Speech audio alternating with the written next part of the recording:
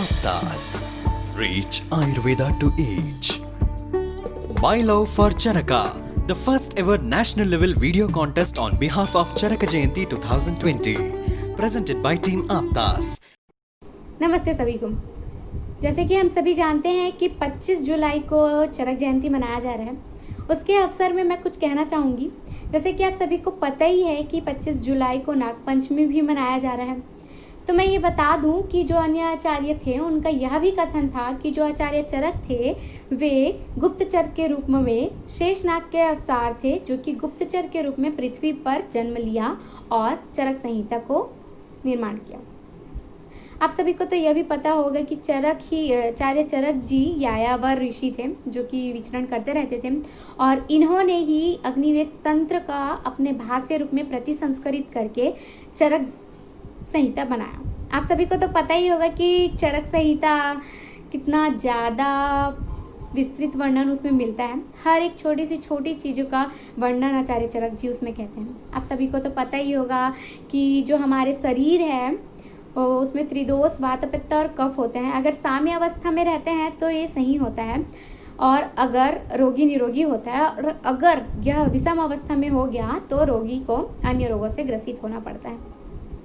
जैसे कि आचार्य चरक ने इनके साथ ही अन्य प्रकार के रोगों का भी वर्णन इनमें किया है। निदान स्थान में इनके निदानों के बारे में कुष्ठ का निदान, प्रमेह, अपस्मार, उन्माद, ये सभी रोगों का निदान इन्होंने बताया है। साथ ही साथ इसने चिकित्सा स्थान में चिकित्साएं भी बताई है।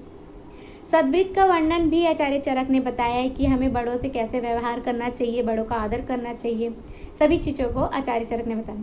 इन्होंने मातृशक्ति अध्याय में यह भी बताया है कि आहार को हमें कितना लेना चाहिए और कितना नहीं, कौन सा आहार हमारे लिए पथ्य है, कौन सा अपथ्य है। एक रोचक मुझे आचार्य चरक संहिता में यह लगा कि आचार्य चरक जो थे वह इंद्रिय स्थान में अरिष्ट लक्षणों का भी वर्णन इन्होंने किया है। मैं एक बात बता दूं कि अगर कोई भी व्यक्ति स्वप्न में यह देखे कि वह कुत्ते या गधे के ऊपर सवार करके वह अगर दक्षिण दिशा की ओर जा रहा है तो वह व्यक्ति अवश्य ही यक्षमा के रोग से पीड़ित होकर उनकी मृत्यु होगी।